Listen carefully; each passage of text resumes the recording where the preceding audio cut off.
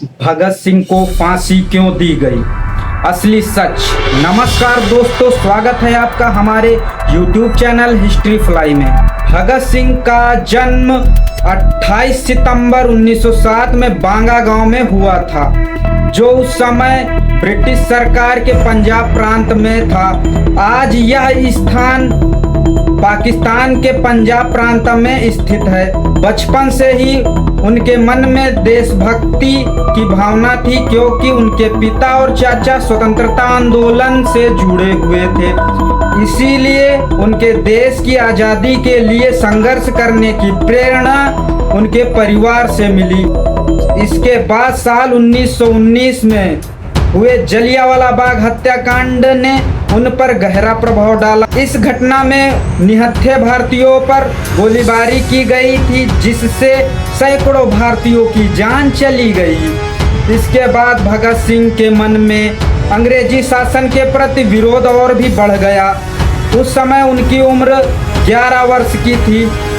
कहा जाता है कि जलियांवाला बाग हत्याकांड की खून से सनी मिट्टी देखकर भगत सिंह ने भारत के अंग्रेजों की गुलामी से आज़ाद करने और अपने जीवन को देश की स्वतंत्रता के लिए समर्पित करने का प्रण लिया।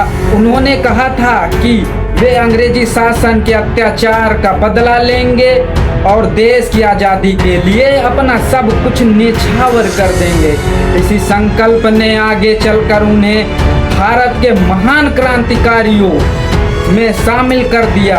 1924 में हिंदुस्तान रिपब्लिकन एसोसिएशन HRA से जुड़े थे। उसके बाद पुनर्गठन में 1928 में HSRA Hindustan socialist Republican association के प्रमुख क्रांतिकारी नेता बने। इसी साल 1928 में साइमन कमीशन भारत आया। भारतीय नेताओं ने इसका विरोध किया। साइमन गो बैक के नारे लगाए, क्योंकि इसमें एक भी भारतीय सदस्य नहीं था। 29 अक्टूबर 1928 को लाला लाजपत राय ने लाहौर में साइमन कमीशन के विरोध प्रदर्शन का नेतृत्व किया। प्रदर्शन पर पुलिस ने लाठीचार्ज किया, जिसमें लाला लाजपत राय गंभीर रूप से घायल हो गए। कुछ सप्ताह बाद उनकी मृत्यु हो गई। इस घटना में भगत सिंह और उनके साथियों में बहुत आक्रोश पैदा हुआ। उन्होंने लाठीचार्ज के लिए जिम्मेदार पुलिस अधिकारी जेम्स अलेक्जेंडर स्क्वाड को निशाना बनाने की योजना बनाई, लेकिन पहचान की गलती के कारण 18 दिसंबर 1928 को जॉन पी सैंडर्स की गोली मारकर हत्या कर दी गई। सैंडर्स की हत्या के बाद भगत सिंह और उनके साथी गुप्त रूप से अपनी पोशाक बदलकर लाहौर से कोलकाता के लिए निकल गए और कुछ साथी लाहौर में ही अपनी योजनाएं और क्रांतियों में कार्यरत रहे। इसके बाद 8 अप्रैल 1929 को भगत सिंह और उनके साथी बटुकेश्वर दत्त ने सेंट्रल लेजिस्लेटिव असेंबली में बम फेंके। उनका उद्देश्य किसी की हत्या करना नहीं था, बल्कि अपनी बात जनता और ब्रिटिश सरकार तक पहुंचाना था। बम फेंकने के बाद उन्होंने वहीं खड़े होकर इंकलाब जिंदाबाद के नारे लगाए, खुद को गिरफ्तार होने दिया। उनका प्रसिद्ध कथन था, बहरों को सुनने के लिए धमाके की जरूरत होती है।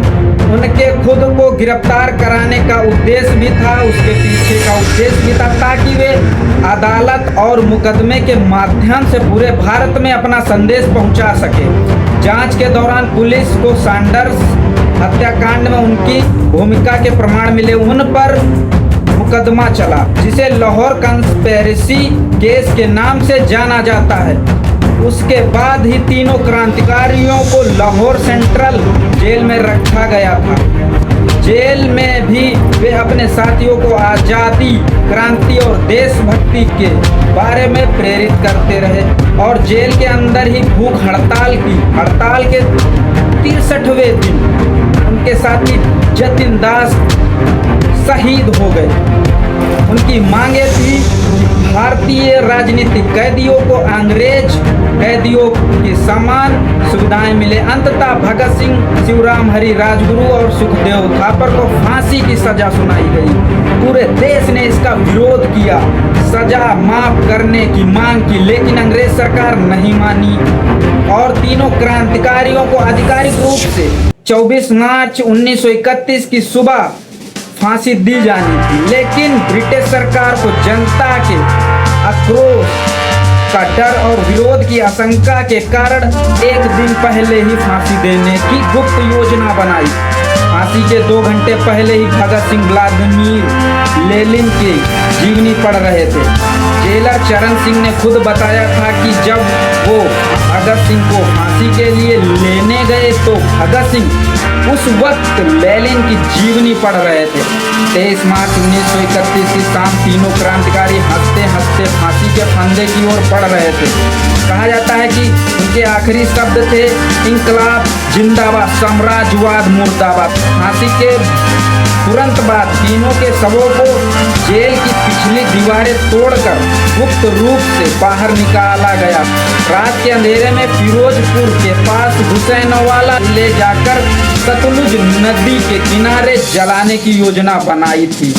वहां अंग्रेज अधिकारियों ने जल्दबाजी में लकड़ियों और तेल से उनका अंतिम संस्कार करने की कोशिश की। आसपास के गांव वालों को इसकी खबर लग गई। लोग वहां पहुंचने लगे और इकट्ठा होने लगे तो अंग्रेज शवों को छोड़कर भाग गए। बाद में ग्रामीणों और देशभक्तों ने तीनों क्रांतिकारियों को सम्मानपूर्वक अंतिम संस्कार किया। दोस्तों, अंग्रेज भगत सिंह, शिवराम हरी राजगुरु और सुखदेव थापर को मार सकते थे, लेकिन उनके विचारों को कभी नहीं मार सके। अगर आप भी शहीद आजम भगत सिंह को दिल से सलाम करते हैं तो कमेंट में लिखें इंकलाब जिंदाबाद। वीडियो को लाइक करें, शेयर करें और चैनल हिस्ट्री फ्लाई को सब्सक्राइब करना ना भूलें। जय हिंद, जय भारत, वंदे मातरम।